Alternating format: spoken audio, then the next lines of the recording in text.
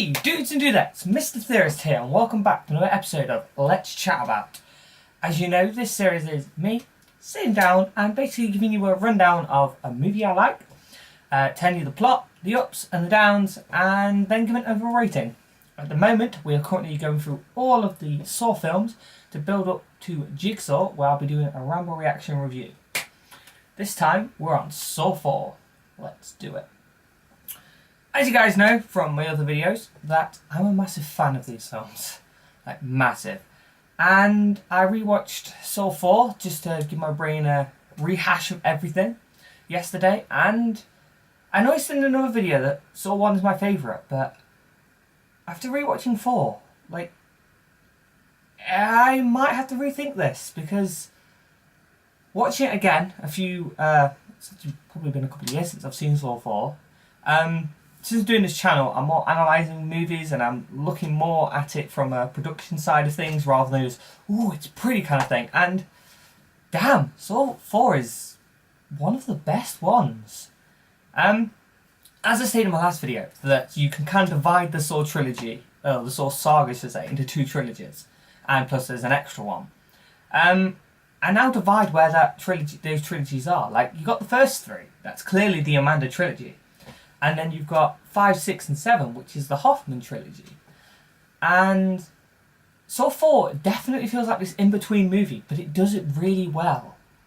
Because you don't get Amanda's not in focus anymore, and Hoffman's not in the focus anymore, and it is just about the last, essentially, of the original police force from the first three films being tested by Jigsaw. As I stated in Saw 2, you had Matthews, who ended up in a trap. In Saw 3, you had Kerry, who ended up in a trap. And in Saw 4, you have Riggs. This was the name of the guy I couldn't remember in my last video. Officer Riggs. And this time he has to get to, well, as Saw says, he has to learn to save himself rather than others all the time. And he is told that there is a set time limit, and if he learns to complete his game, Detective Matthews will still be alive. And it's very important. Saw never tells him, look, within this time limit, you have to get to Matthews and save him. That's not what he says. He says, look, there's an hour on the clock, go through the trials I'm going to give you, and at the end, Matthews will be safe. It's like in Saw 2 when he told Detective Matthews, look, stay with me, play my little game, and your son will be in a safe place. Once you get the premise of how Saw works and you listen to what he's saying, he's clearly telling Riggs, look, don't go after him, just play through my trials, listen to what I have to say, and he will be safe. And Riggs has to go through it. The first one, he has to save a pimp from getting her hair dragged back so much that her scalp will rip off and she'll bleed to death. And Saw's like, look, I'm telling you, just leave it. Leave her alone. Riggs doesn't, because he's compelled to save people, and it turns out that the pimp has been told, yeah, the guy's going to save you as a policeman, and he's going to take you in because he has evidence on you. If you do not kill him, he's going to arrest you. And she tries to kill him, but he defends himself, and she ends up dying instead. His second trial is there's a serial rapist, and Saw is told, right, in this one, you must give him the tools to save himself. I will tell you what he has done.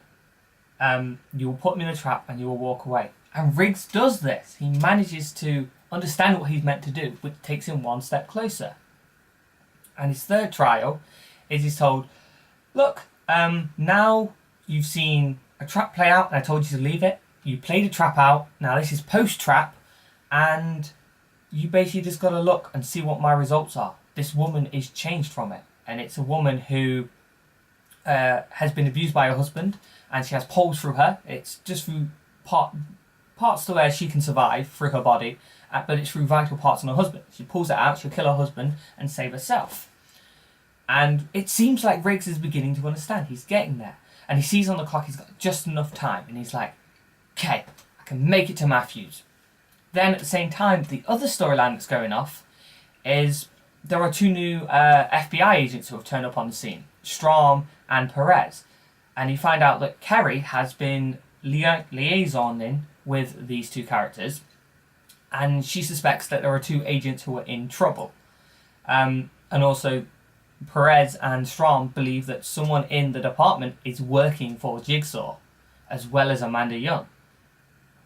And as it plays out, they end up finding out, no, they are the ones in danger. Perez goes up to a Billy doll, which is the doll tip things that Saw uses. Gets too close, it blows up in her face, and a poison goes into her system, and she dies. Strom is grief-riven by this, the fact his partner's been killed, and he finds Jill, who we find out is the woman we saw in the previous movie when Saw was having some nice flashbacks. He had a wife. And he's basically like, look, you are working with Jigsaw. Your motto of your hospital that you own, cherish a life, four walls build a home, is a motto that you use.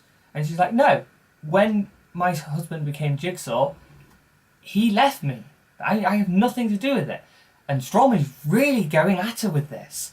And you're kind of like, Jesus, like, dude, this woman, her husband's a psycho. Maybe she has nothing to do with it. And then we get flashbacks. And we find out, and this is why Saw 4, I love it so much, that we find out it's not just the cancer and his suicide that led Saw down this path.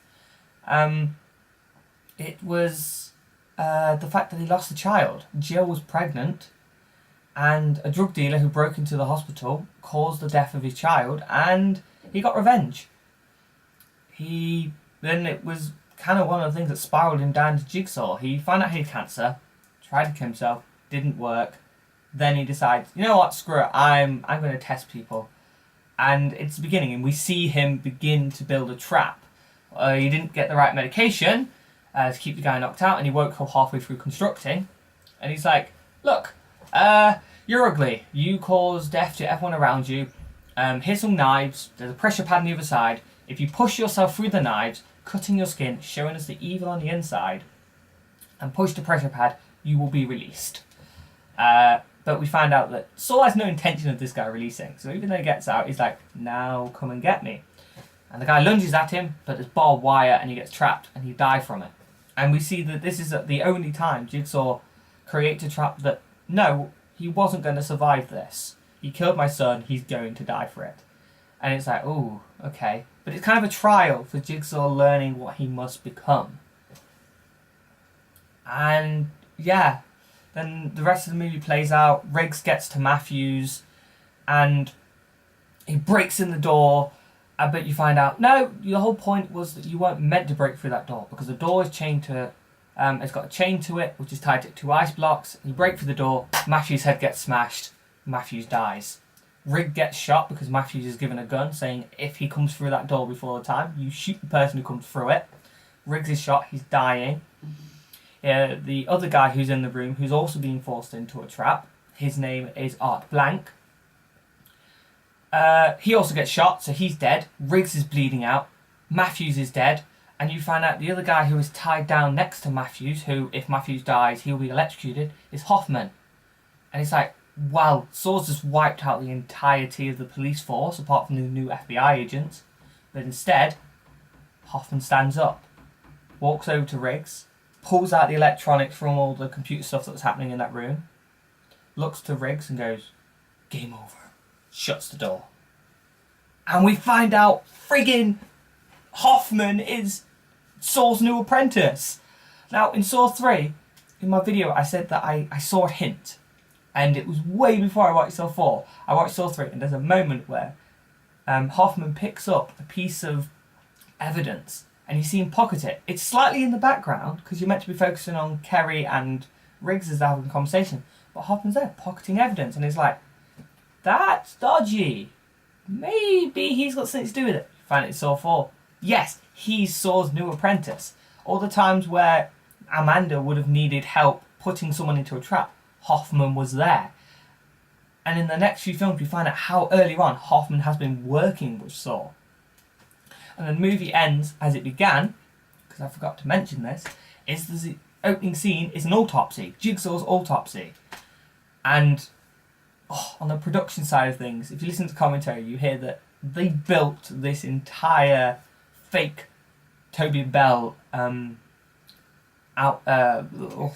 prop, because they wanted to make it as real as possible. And the scenes where you see the hands, they got an actual mortician to cut into this prop, and it was the most expensive prop they've ever had on Saw, because it had to be super realistic for the scene. And it starts with the autopsy and ends with the autopsy, and you find out that Saw 4, the entire of the movie, has been going on the same time as Saw 3, because Strom's investigation leads him to the room where Jeff is in Saw 3. And he shoots Jeff because Jeff's got the gun that he shot Amanda with. So Jeff's now dead. And just as Strom's about to escape, Hoffman sneakily shuts the door behind Strom, and Strom's locked in the warehouse with Jigsaw. And it's like, Hoffman's won. Like, Perez is dead, Strom is stuck, Riggs is dead, Matthews is dead, Kerry's is dead. No one suspects Hoffman is the new apprentice. Hoffman's won. And then we delve into this in the next couple of movies, which 5 and 6 do really well. Just, wow. So that's the plot. As I said, some of the good points of this movie is the fact that it's a slow burner. It does take a good, I would say, 15 or so minutes before stuff starts to really happen. We have the autopsy scene, which, as much as like you see a lot of blood and everything, it's really slowly played out. You watch them carve into Saw's body and take out all the organs, and they find out there's a tape in his stomach that he ingested in Saw 3, and that's what sets off the motion of the movie. And then you have the first trap between Art Blank, who's got his mouth shut, and this other guy who you don't ever get word of because there's no tape in this game, and he's got his eyes shut. And yeah, it is really slow burning, something that I feel some of the later ones, well, at least 7, does not have. And it's a really nice transition, because you've got the first 3, which is Saw, and you find out he's got Amanda, but Amanda is Scrooge, she doesn't understand the game. Then you've got 5, 6 and 7, which is Hoffman's trilogy, where Hoffman is now Jigsaw. But Saw 4 is like it's in between, because Hoffman's not really focused on totally, it's more Perez and Strom as they're trying to find out who is this new assistant, who is also working with Jigsaw. And Jigsaw's trying to set up that it's Riggs, that's why he's teaching Riggs all these lessons.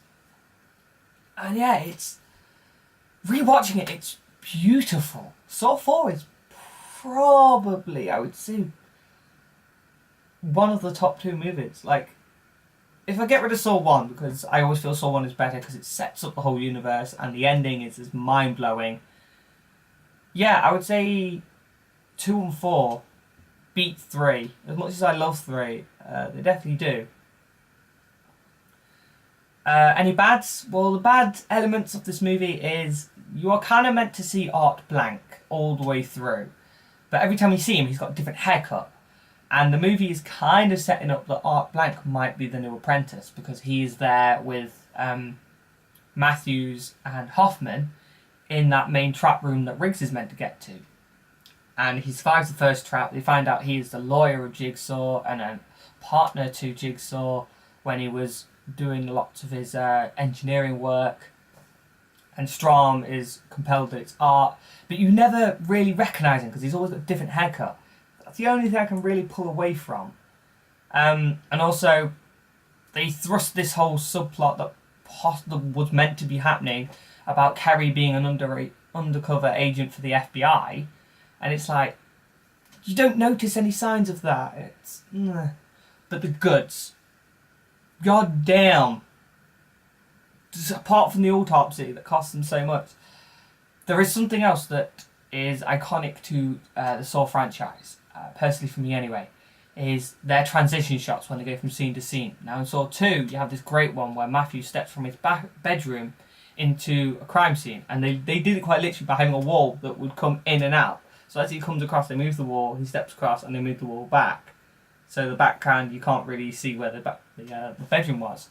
But in this one, oh, they have some beautiful... I actually have notes, and I put 4, but I think I missed some of them. There is an awesome one where Riggs throws the pimp at some glass, and the smashes, and then the camera follows through with the smash into the scene where they are interviewing Jill, and it's like, oh, it's beautiful. Beautiful transition shots. Now, for the rating, out of 5, I give Saw 3 or 4 out of 5. I'm going to have to give Saw 4 4.4 out of 5, because I'm changing the rating.